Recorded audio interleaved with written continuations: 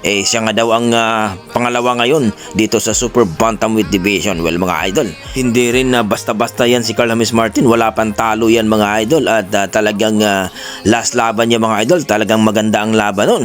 Kaya sabi ni Carl James Martin, pati na itong si Cuadrolas Casimero talagang hindi daw niya uurungan to, at talagang TKO ang abuti ng ating pambato.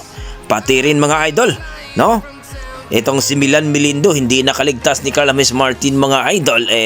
Sabi nga niya, walang bayag daw itong si Milan Milindo. Hindi daw, hindi daw pumirma, no? Ng kontrata nung naghamon daw sila dati mga idol. Kaya ayon kay Carl James Martin, isama na yan si Milan Milindo.